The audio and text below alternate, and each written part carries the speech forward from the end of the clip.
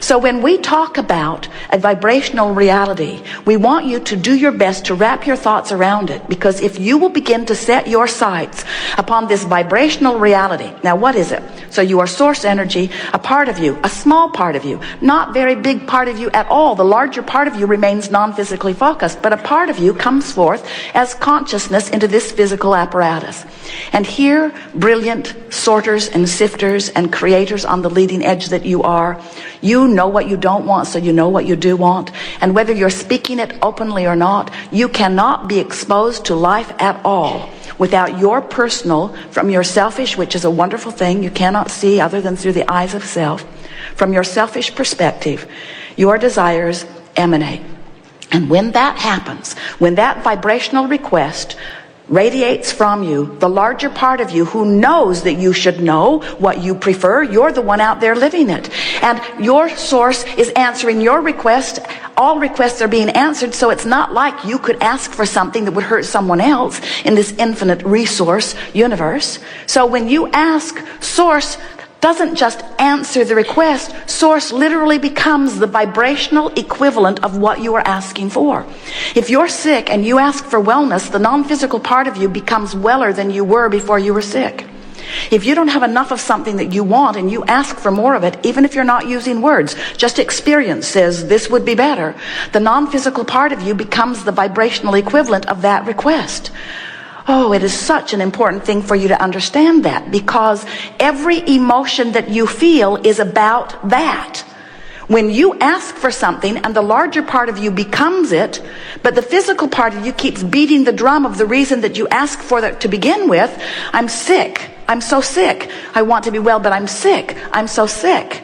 The part of you that is weller and dominant is calling you toward complete wellness, but if you keep beating the drum of, I don't have enough wellness, I don't have enough money, I do not have enough lovers in my bed, I do not have enough, I do not have enough, I do not have enough, when you beat the drum of where you are, as you face the reality and speak about what it is, as you tell the story of what is, you hold yourself apart from the vibrational reality that is in the process of amassing for you. Now, this is really an important thing for you to understand. You've been asking for a lot of things, and you've created a vibrational reality.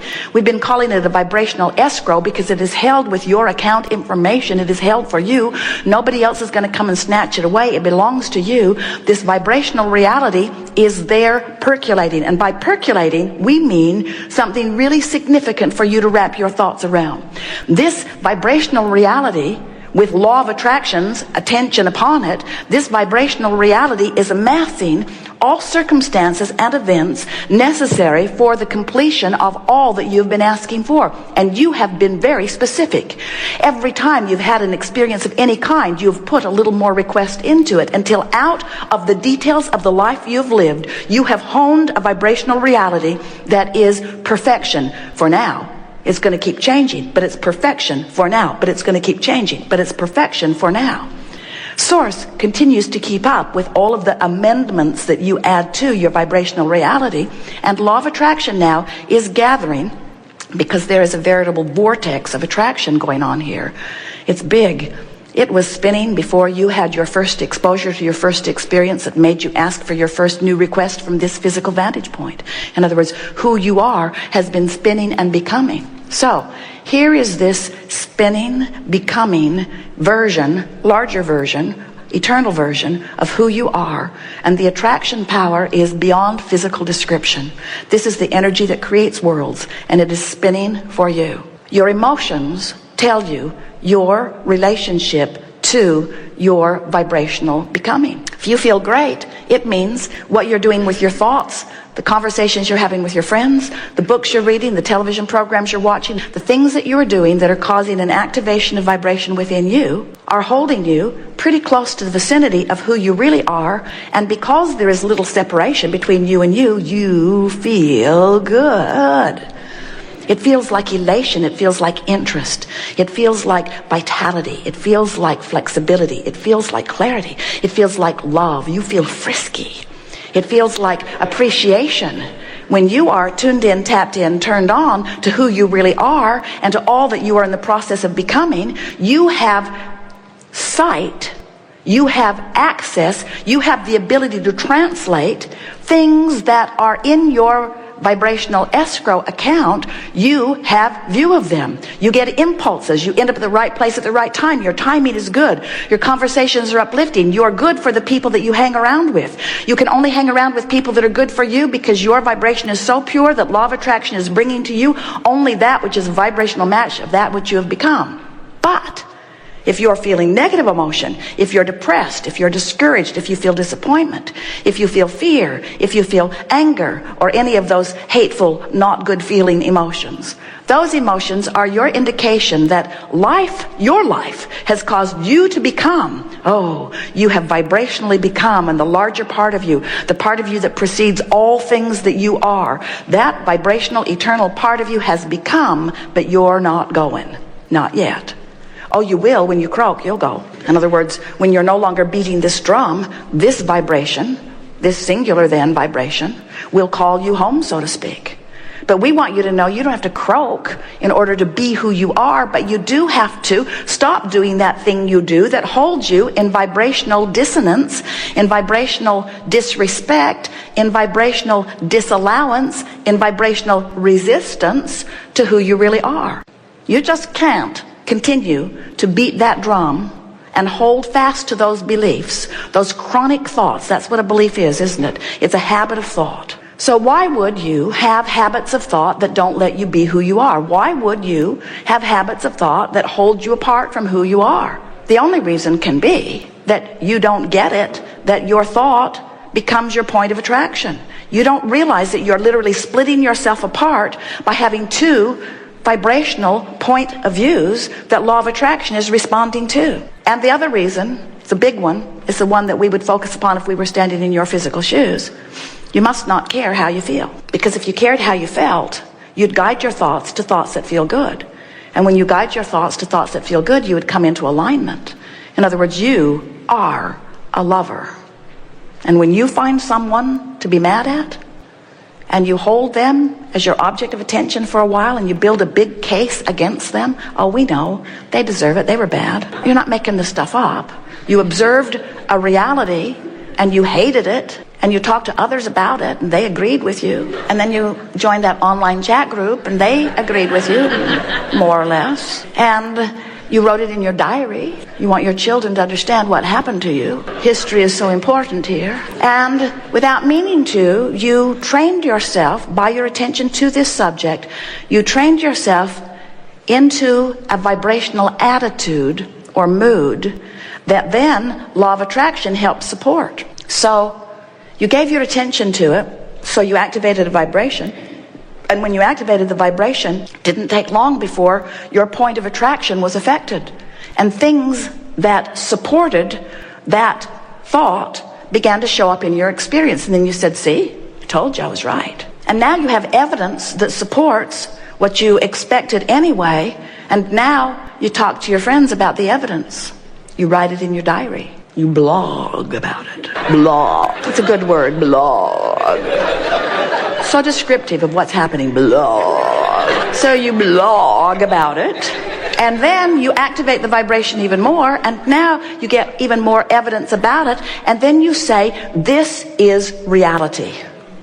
And we say, there's so much better reality waiting for you over here. And you say, I know, but to get that reality, I would have to consistently feel good, and it's just not worth it. Oh, wait, you don't say that, but you must mean that. I'm comfortable feeling bad. I'm used to it. My mother felt bad. Her mother felt bad. Most of my friends feel bad. We just feel bad. It's what we do. We face reality. We feel bad, but it's what we do. And we say, as long as that is sort of your mindset, as long as you are not really particular about the way you feel, as long as you don't care how you feel, then we understand how you can be sloppy in your thinking, and you can give your attention to lots of things, and you can create lots of reality, and then you spend your time, most of you as humans, documenting the erroneous realities that have been created by other non-deliberate creators by default also.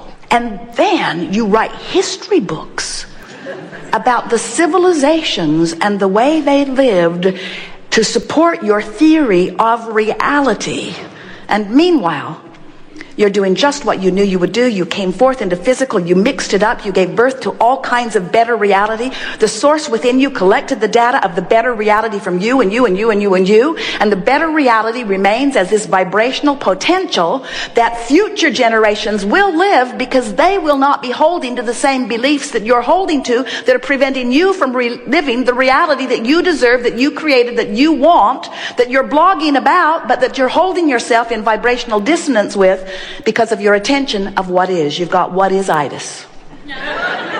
What is so compelling because there's so much about it that feels real. You're interpreting it with your eyes. You're interpreting it with your ears. You're interpreting it with your nose and your tongue and your fingertips. It's real, you say. It's real. It's not like this nebulous vibrational reality that Abraham is always crowing about. This is a reality that we can sink our teeth in. And we say, you've got a lot of things in your reality that you can sink your teeth in that are blissful and beautiful, and we think it is a wonderful thing when you give your undivided attention to lovely things. And we want to compliment you on the lives that you are building. In other words, you're doing exactly what you said you would do. You're mixing it up, and you are causing an expansion of the universe just the way you knew you would. And your lives, for the most part, especially those of you who are here, are going very well. We do not want to give you the impression that we are disappointed at all in what's going on with you. We just want you to know that you meant to feel good. You wanted life to feel good to you. You want to have fun. You want to know your purpose. You want to feel worthy. You want to feel good about others. And when you feel anything less than any of those things, you're not being who you are. And the reason that you're not being who you are is because you have your attention upon something other than who you really are. We said to you, it was a promise that we made, that we are keeping, that we would always hold our knowing about who you really are, and anytime you ask, we would come forth and tell you who you are. So here you are asking, and here we are telling you, you are source energy in physical form. You are creator of your own reality. You create through the projection of your thought. Your emotions are your guidance that let you know how you're doing in terms of whether you're keeping up with the furthest expanded version of you or whether you're not. And so we can see that we are living happily ever after together with you, leading edge genius creators out here on the leading edge of thought. You are among the rare humans who have apparently, by your participation here, decided, at least to some degree, that you are no longer going to be a creator by default. You're going to create deliberately. And that does mean directing your thoughts more specifically. But the way to do it is not by monitoring your thoughts. It will make you crazy. There are too many of them to monitor. The way to do it is by making a statement to yourself that you intend to really live up to, that says, I care how I feel and I want to feel good. And I'm going to let that be the criteria by which I choose my participation in behavior, my participation in conversation, and my participation in thought. I want to feel good. I want to feel good. I want to feel good. I want to feel good. I want to feel good.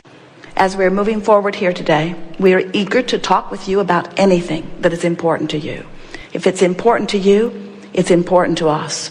And we know you have some issues, and we know that those issues are, for the large part, about what is happening in your now reality. We know that it's what's happening now, and it feels big to you. But we want you to know that without exception, every time you're discussing with us something that you feel is happening right now in your reality, that there is a much larger reality that we are privy to, that you have incrementally put into place. And we are standing smack dab in the middle of who you really are, doing everything that we can do in the context of what's going on here to bring you to thoughts that will cause you to move in the direction of who you really are. We are not big supporters of your arguing for your limitations. We are not big supporters of your long, detailed stories of how it is. Because every word you speak about what is just activates the vibration of what is further and holds you longer out of vibrational allowance of who you really are and what you really want. There's no way of getting around it. Esther will argue with us, Abraham, you got to give me this one. You have to admit that that was wrong. Abraham? Where'd you go? You got to give me that one. You got to give me that one. Look at all of this evidence. And we say, oh, we just love it. when you get yourselves in a jam where the contrast makes you feel so